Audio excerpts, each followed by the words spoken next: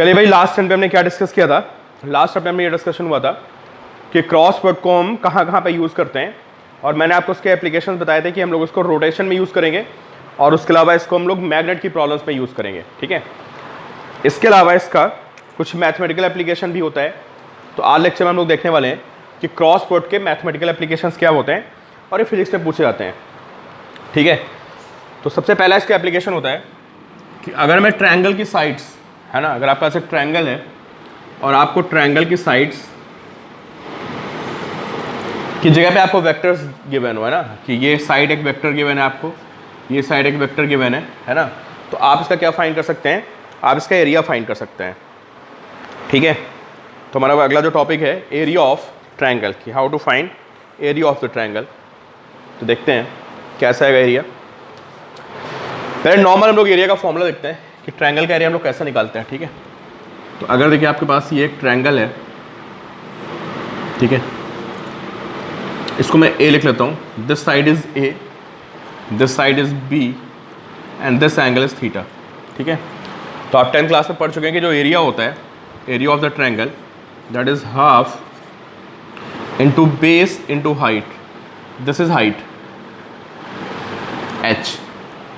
ठीक है, और आप देखिए आपको पता चलेगा कि जो h अपॉन बी है, h upon B sine theta, यहाँ से h की वैल्यू आएगी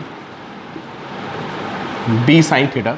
ठीक है, जो ट्रायंगल का एरिया होगा that will be half into a into B sine theta.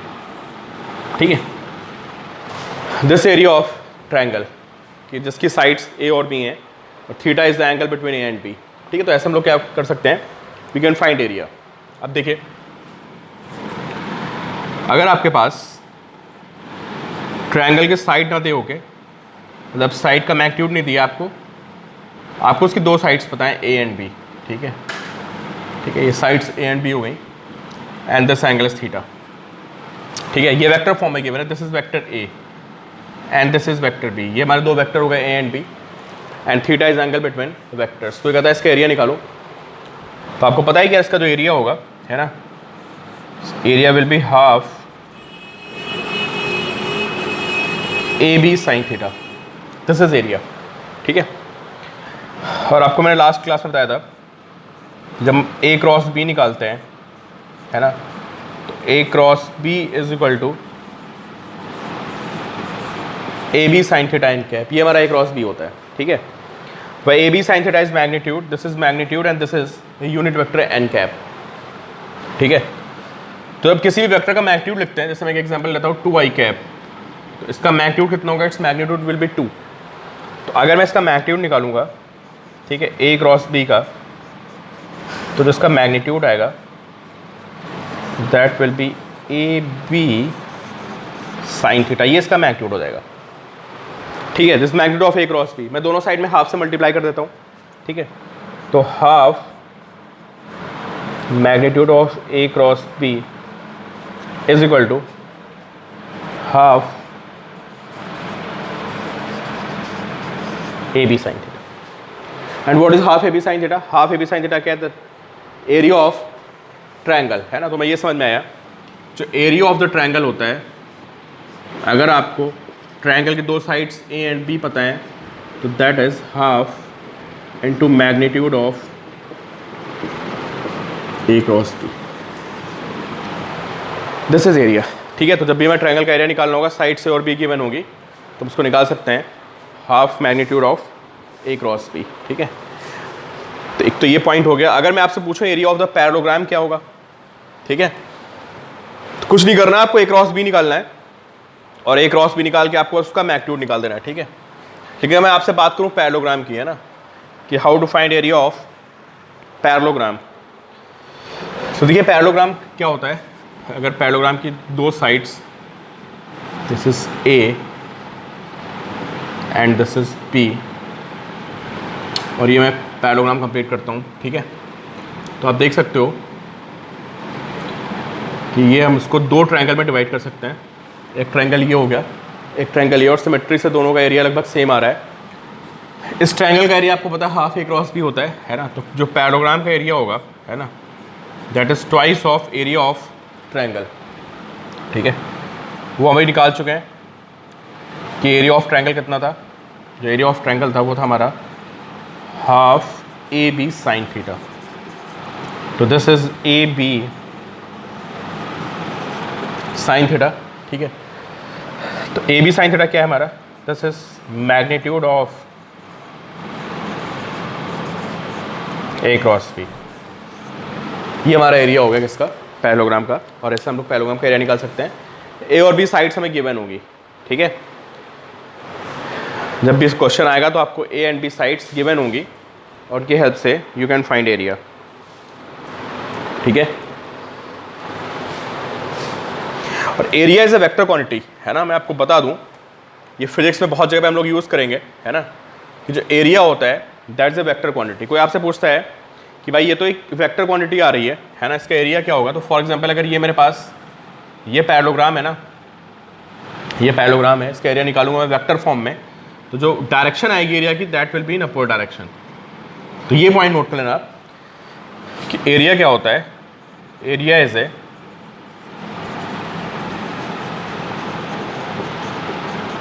Vector quantity, ठीक है। इसकी डायरेक्शन क्या होती है, it's direction is perpendicular to surface.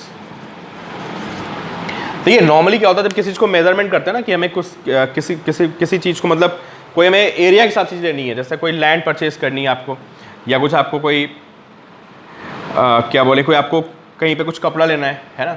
उस केस में क्या होता है कि area as a scalar quantity, area scalar quantity होती है।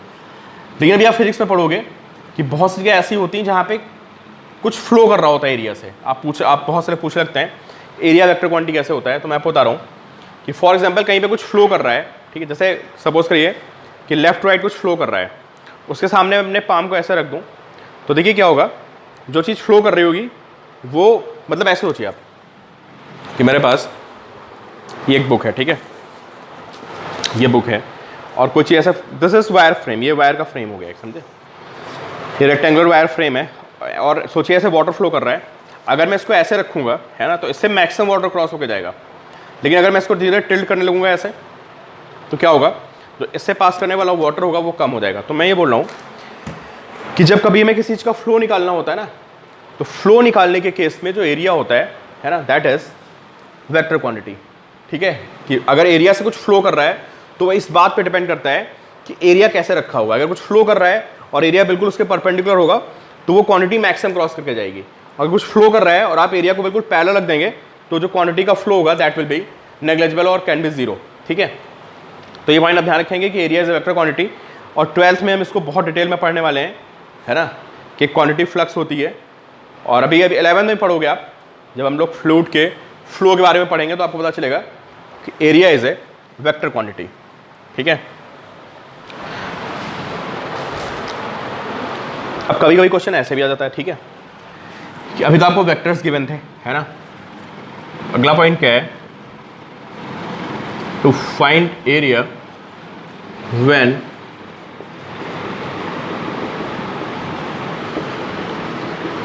पोजीशन वेक्टर्स ऑफ कॉर्नर, जो कॉर्नर्स है ना उनके पोजीशन वेक्टर्स आपको अगर गिवन है तो,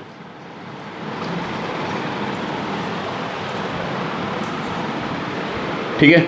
सपोज करिए वो पूरा वेक्टर ए था, ठीक है। अभी पोजीशन वेक्टर पता है कि आपके पास एक ट्रायंगल है ना, ट्रायंगल, ठीक है। ये मान लेते हैं ये आपकी एक्सिस हो गई, ठीक है, दिस एक्सिस, ठीक है। इसका पोजीशन वेक्टर कितना है, इसको मैं ए लिख देता हूँ।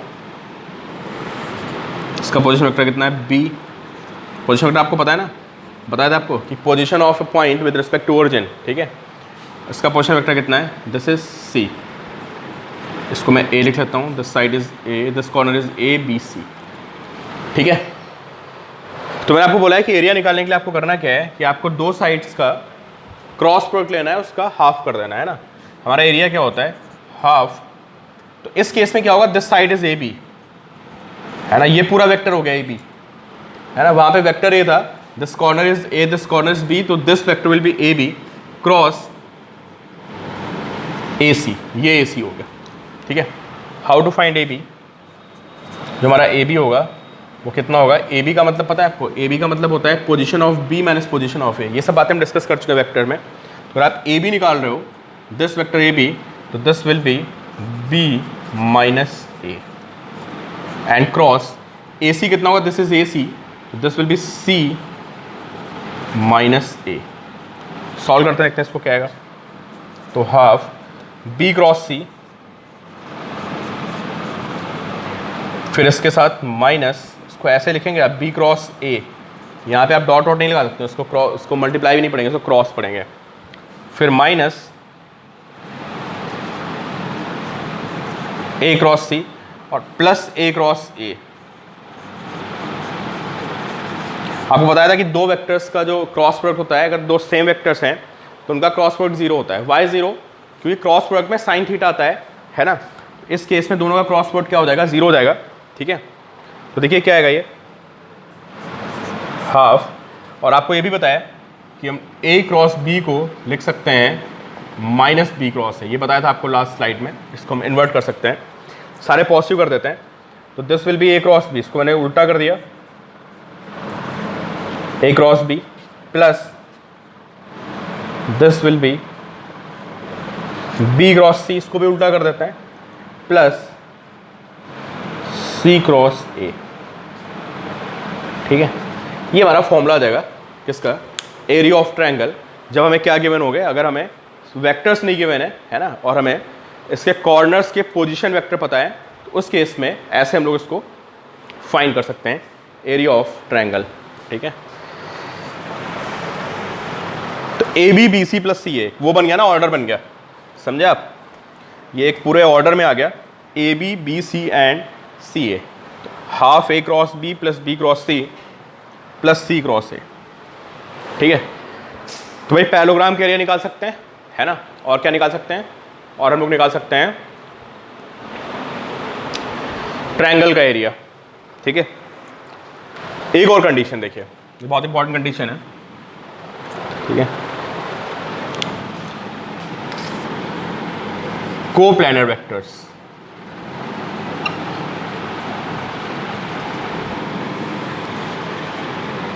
ठीक है, देखिए ये थ्री वेक्टर्स हैं, this is A, this is B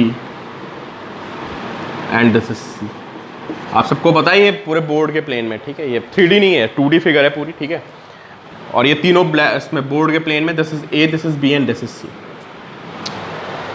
अब एक बात बताओ, मैं अगर आपसे पूछूं कि what is direction of A cross B, मैं आपसे पूछता हूं what is direction of A cross B, तो आप बोलोगे इसमें क्या है, और राइट हैंड थंब रूल, ऐसे हैंड को स्ट्रेच करेंगे, थंब को परपेंडिकुलर रखेंगे, और ए क्रॉस बी निकालना है, तो मैं थंब को, फिंगर्स को एक तरफ रखूंगा, घुमाऊंगा बी की तरफ, पॉइंट्स आउटवर्ड, तो आप बोलोगे कि direction of A cross B is outside board. ठीक है, this is direction of A cross B.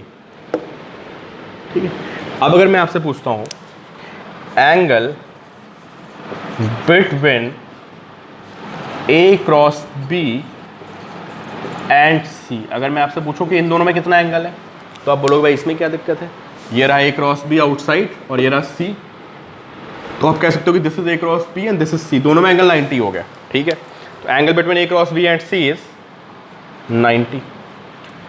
अब एक बात बताओ, अगर दो वेक्टर्स में 90 का एंगल होता है तो उसकी वेक्टर्स में क्या कंडीशन होती है, बहुत इंपॉर्टेंट पॉइंट है कि अगर दो वेक्टर्स में 90 का एंगल है तो the dot product will be 0। तो आप बोलोगे कि अगर एंगल 90 है तो इसका मतलब हुआ कि A cross B and dot C is 0।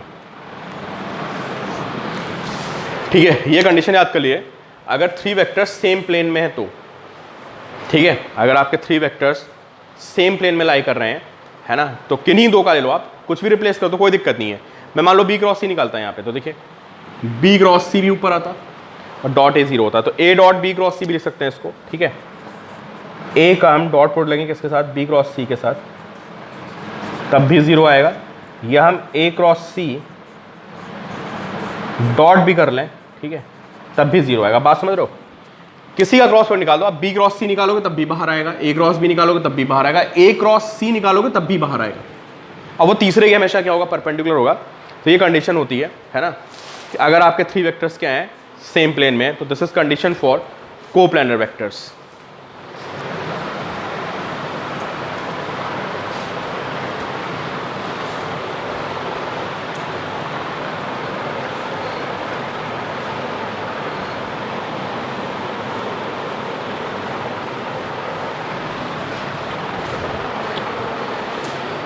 ठीक है, तो मैं क्रॉस प्रोडक्ट के 2 मेन पॉइंट्स हो गए, और एक और बहुत इंपॉर्टेंट पॉइंट है ना, कोई ये वेक्टर ए है और ये वेक्टर बी है, A and this is B. ठीक है, वेरी वेरी इंपॉर्टेंट पॉइंट है to find a unit vector perpendicular to A and B.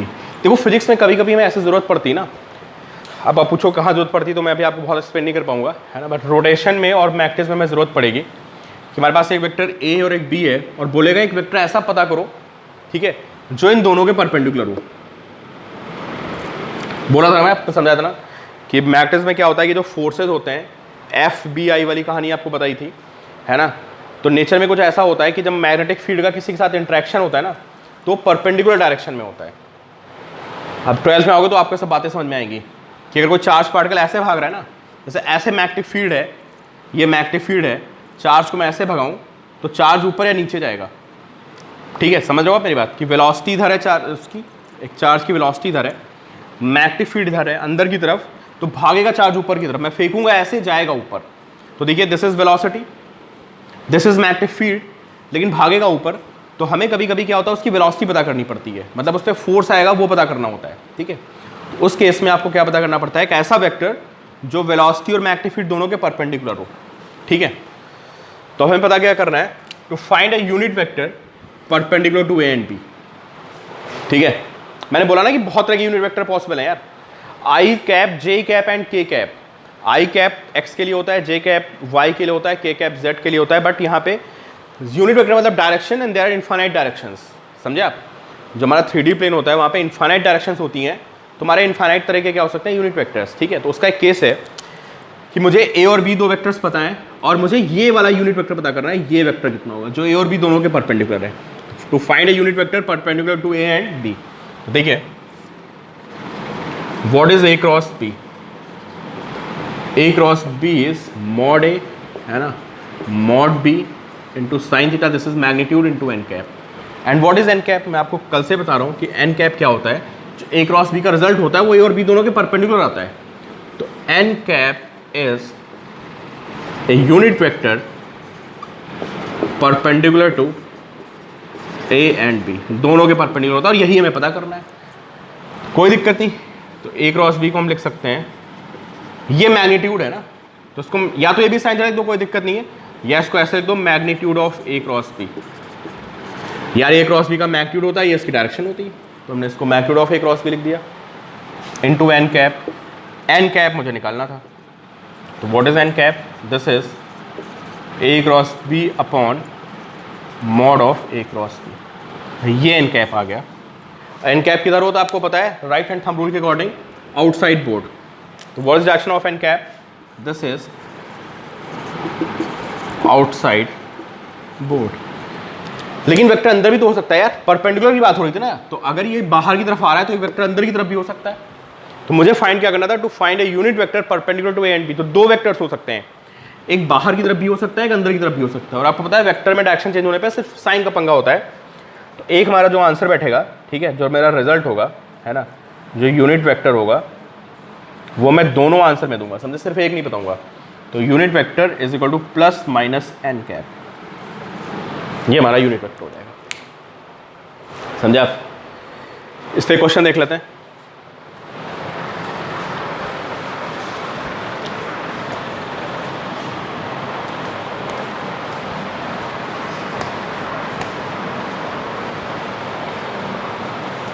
देखिए भाई,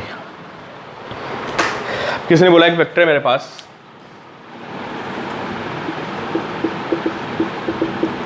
to I minus J minus K और एक और वेक्टर था i प्लस जे प्लस 2 के। ये दो वेक्टर्स हो गए मेरे पास, ठीक है। अब किसी ने बोला कि ऐसा वेक्टर पता करो जो इन दोनों के परपेंडिकुलर हो, ठीक है। Find vector of magnitude 3 perpendicular to A and B. मतलब एक ऐसा वेक्टर पता करना है जो ए और बी दोनों के परपेंडिकुलर हो। This is A and this is B, जो दोनों के परपेंडिकुलर हो, है ना। तो वो ऐसे भी हो सकता है, अंदर भी हो सकता है। इसका मैग्नीट्यूड कितना हो? Its magnitude should be 3 unit, है ना। तो आपको पता है कि वेक्टर को लिखने के लिए दो चीज़ें चाहिए, है ना। किसी वेक्टर को लिखने के लिए हमें क्या चाहिए होता है? एक तो उसका मैग्नीट्यूड चाहिए होता है ना, जिसको हम ए लिख सकते हैं, और उसका हमें चाहिए होता है यूनिट वेक्टर ए कैप, ठीक है। ये दो चीज़ें हमें पता हो तो हमारा काम हो जाता है। इस क्वेश्चन में हमको वेक्टर का मैग्नीट्यूड गिवन है 3, ठीक है। और उसने डायरेक्शन के बारे में क्या बोला है? उसने बोला है कि जो डायरेक्शन है वो ए और बी दोनों के परपेंडिकुलर है। तो इसका मतलब जो हमारा वेक्टर होगा, जो हमारा आर लिख लेते हैं उसको, that will be 3 N cap. जैसे I cap, J cap, K cap होता है, वैसा एन कैप हो गया, बल्कि plus minus 3 N cap. Why plus minus 3 N cap? क्योंकि वो वेक्टर बाहर भी हो सकता है, अंदर भी हो सकता है। बस कुछ हमें सारा काम रहेगा एन कैप निकालने का। तो how to find N cap, अभी मैंने आपको बताया एन कैप कैसे निकालते हैं। A cross B upon magnitude of A cross B से we can find N cap, ठीक है। चलिए ए क्रॉस बी निकालना है हमें। डिटरमिनेंट्स मेथड हमको याद ही है। क्रॉस बी में क्या करते हैं? आई लिखते हैं, यहाँ पे जे लिखते हैं, यहाँ पे के लिखते हैं। ए पहले आएगा तो वी हैव 2 -1 एंड -1, फिर बी वाला आएगा दैट इज़ 1 1 एंड 2, ऐसे लिख लेंगे हम लोग, 1 1 एंड 2, ठीक है। सबसे पहले आई कैप लिखते हैं, आपको बोला था मैंने। जब आई कैप लिखते हैं तो ये जाएगा और ये जाएगा, ठीक है। दिस, इसको मल्टीप्लाई करते हैं, माइनस इनको मल्टीप्लाई करके लिखते हैं। तो देखिए दिस इज -2 एंड -1, ठीक है, which is minus I cap, है ना। ये माइनस आई कैप आ जाएगा। खैर चलिए ए आ गया, है ना। फिर मैंने आपको बोला था आई के बाद हम क्या लिखते हैं? लिखते हैं माइनस जे कैप। जब हम माइनस जे कैप लिखेंगे तो ये जाएगा और ये जाएगा। तो दिस 2 × 2 4 माइनस इनका मल्टीप्लिकेशन विच इज़ -1। फिर हम लोग के कैप लिखते हैं, और के कैप जब लिखेंगे, ठीक है, तो ये जाएगा और ये जाएगा, है ना। ये ऐसे हट गया और ये हट गया, तो को फैक्टर, इनको को फैक्टर बोलते हैं। तो 2 × 1 2 माइनस -1, ठीक है, ये आ गया। देखिए कितना है, this is I cap and this is -4 -1, कितना हो गया? 5। This is -5j and 2 -1 3 + 3k, ठीक है। तुम्हारा वेक्टर आ गया i -5j + 3k, ठीक है। जो मेरा a क्रॉस b आया है that is i -5j + 3k, ठीक है। तो a क्रॉस b की वैल्यू आई है i -5j + 3k। This is a cross b। अब हमें मैग्नीट्यूड निकालेंगे हम। तुमको पता है इस केस में जो मैग्नीट्यूड होता है वो √ax² + ay² + az², this is √35। ये हमारा आ गया, ठीक है। तो यूनिट वेक्टर कैसे निकालते हैं हम? अभी आपको फॉर्मूला बताया था कि अगर हम a क्रॉस b को उसके मैग्नीट्यूड से डिवाइड कर देते हैं तो हमें मिलता है यूनिट वेक्टर। तो what is a cross b? i -5j + 3k and upon √35। ये हमारा एन कैप आ गया। अभी रिजल्ट पूरा नहीं हुआ, ठीक है। रिजल्ट हमारा क्या है? +-3 एन कैप। तो जो फाइनल रिजल्ट आएगा वो कितना आएगा? +-3 upon √35 and I cap -5j and +3 cap, ठीक है। तो ऐसे हम लोग वेक्टर पता कर सकते हैं, है ना, जो जिसका मैग्नीट्यूड हमें पता हो और ए और बी दोनों के परपेंडिकुलर हो, ठीक है। तो इसमें 3 तरह के क्वेश्चन बनते हैं basically, to find area of the triangle, to find area of the parallelogram, ठीक है, and to find a unit vector which is perpendicular to 2 vectors.